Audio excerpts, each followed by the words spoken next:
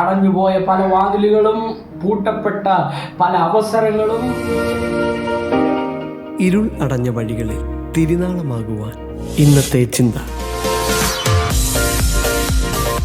ഏവർക്കും ദൈവനാമത്തിലുള്ള സ്നേഹവന്ദനത്തെ അറിയിക്കുന്നു. ഇന്നത്തെ ചിന്തയ്ക്കായി തിരഞ്ഞെടുത്തിരിക്കുന്ന വേദഭാഗം യെശയ്യാ പ്രവാചകന്റെ പുസ്തകം 52-ാം അധ്യായം 1-ാം വാക്യം. സിയോനെ, ഉണരുക, ഉണരുക, നിന്റെ ബലം ധരിച്ചുകൊള്ളുക. വിശുദ്ധ നഗരമായ യെരൂശലേമേ, നിന്റെ അലങ്കാര വസ്ത്രം ധരിച്ചുകൊള്ളുക. ഇനിമേലാൽ അഗ്രചർമ്മിയും അശുദ്ധനും നിന്നിലേക്ക് വരികയില്ല. ഏവർക്കും സുപരിചിതമായ ഒരു അധ്യായമാണ് യെശയ്യാ പ്രവാചകന്റെ പുസ്തകം 52-ാം അധ്യായം. വെറും 15 വാക്യങ്ങൾ അടങ്ങുന്ന അധ്യായമാണ് 52-ാം പുസ്തകം. ഇവിടെ വളരെ വ്യക്തമായി പറയുന്നത്, നിങ്ങൾ ഉണരുക, ഒരു ആഹ്വാനം കൊടുക്കുന്നതായി കാണാൻ കഴിയും. എന്താണ് ആഹ്വാനം? നിങ്ങൾ അടുത്തൊരു ഘട്ടത്തിലേക്ക് കടക്കുന്നതിന് മുൻപ്, അല്ലെങ്കിൽ അടുത്തൊരു ലക്ഷ്യത്തിലേക്ക് പോകുന്നതിന് മുൻപ് നിങ്ങൾ എന്ത് ചെയ്യണം? ഉണരണം എന്ന് പറയുന്ന ഒരു അധ്യായമാണ് ഈ വായിച്ച് കേൾക്കുവാനിടയായി തീർന്നത്. അങ്ങനെയാണെങ്കിൽ നമ്മളെല്ലാവരും ഉറങ്ങുന്നവരാണ്. മാനുഷികമായി ക്ഷീണങ്ങളും ഒക്കെ ഉണ്ടാകുമ്പോൾ ഉറങ്ങുന്നു. എന്നാൽ ഇവിടെ ആ മാനുഷിക ക്ഷീണം മാത്രമല്ല ഉദ്ദേശിക്കുന്നത്.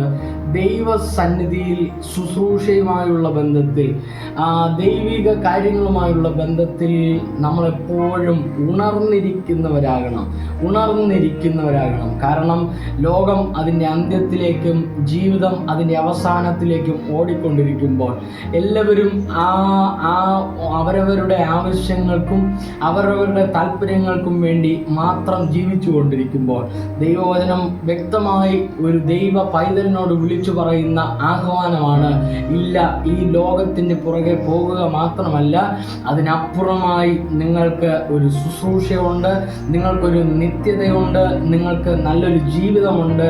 ആ ജീവിതത്തിലേക്ക് എത്തിച്ചേരണമെങ്കിൽ നമ്മൾ ചെയ്യേണ്ട പ്രധാനപ്പെട്ട കാര്യമാണ് ഉണർന്നിരിക്കുക.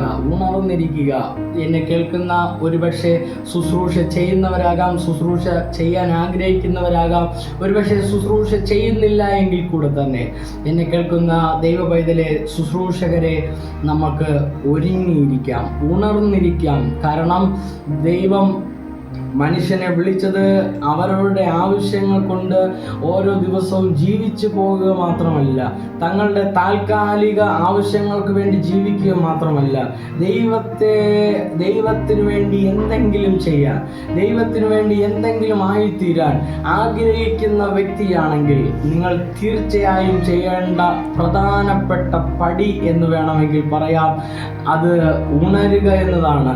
അങ്ങനെയാണെങ്കിൽ ഉണർന്നിരുന്ന വേദപുസ്തകത്തിൽ ദൈവവചനം വായിക്കുമ്പോൾ നമ്മൾ കൃത്യമായി പലരെക്കുറിച്ച് നമ്മൾ കേൾക്കുന്നുണ്ട്. ഉണർന്നിരുന്ന ജീവിതത്തിൻ്റെ സാഹചര്യങ്ങൾ പലതും പ്രതിസന്ധിയായിരുന്നെങ്കിലും ഉണർന്നിരുന്ന് പ്രാർത്ഥിച്ച പലരെക്കുറിച്ചും കാണാൻ കഴിയും. അങ്ങനെയാണെങ്കിൽ ഞാൻ നിങ്ങളോട് പറയട്ടെ, ഈ ദിവസങ്ങളിൽ നമുക്ക് ഉണർന്നിരിക്കാം. എന്തിനു വേണ്ടിയാണ് ഉണർന്നിരിക്കുന്നത്? പ്രാർത്ഥനയ്ക്ക് വേണ്ടി ഉണർന്നിരിക്കാം, ദൈവവചന വായനയ്ക്ക് വേണ്ടി ഉണർന്നിരിക്കാം. അങ്ങനെ ഉണർന്നിരുന്നാൽ ഒരു കാര്യം നിശ്ചയമാണ്, വരും വചനങ്ങളിൽ താഴോട്ട് എഴുതിയിരിക്കുന്നത് പോലെ കൃത്യമായ ഒരു ഉടമ്പടി, അല്ലെങ്കിൽ കൃത്യമായ ഒരു ഉറവിടം, അല്ലെങ്കിൽ കൃത്യമായ ഒരു വാതിൽ ഉണർന്നിരിക്കുന്നവർക്ക് വേണ്ടി കൃത്യമായി ദൈവം ഒരുക്കുമെന്നുള്ള കാര്യത്തിൽ യാതൊരു വ്യത്യാസവുമില്ല. അങ്ങനെയാണെങ്കിൽ ഇന്നത്തെ ചിന്തയിലൂടെ എനിക്ക് ഈ വചനത്തിലൂടെ വിളിച്ചു പറയാൻ കഴിയും, എന്നെ കേൾക്കുന്ന ദൈവവേദനെ, ഉണർന്നിരുന്ന് പ്രാർത്ഥിച്ചാൽ, ഉണർന്നിരുന്ന് ദൈവവചനം ചിന്തിച്ചാൽ നിശ്ചയമായും എനിക്ക് പറയാൻ കഴിയും, ദൈവം നമ്മെ അനുഗ്രഹിക്കും. അതിലൂടെ വലിയൊരു ദൈവപ്രവൃത്തി കാണാൻ ഇടയായിത്തീരും. അതുമാത്രമല്ല, ഒരു വിശാലത, അടഞ്ഞുപോയ പല വാതിലുകളും, പൂട്ടപ്പെട്ട പല അവസരങ്ങളും നിങ്ങൾ ഉണർന്നിരുന്നാൽ അത് നിങ്ങളുടെ മുൻപിൽ തീർച്ചയായും അത് തുറന്നു വരിക തന്നെ ചെയ്യും. അതിനുവേണ്ടി നമുക്ക് ഒരുമിച്ച് ഉണരാം. ദൈവം നമ്മെ ഈ വചനങ്ങളാൽ അനുഗ്രഹിക്കുമാറാകട്ടെ. God bless you.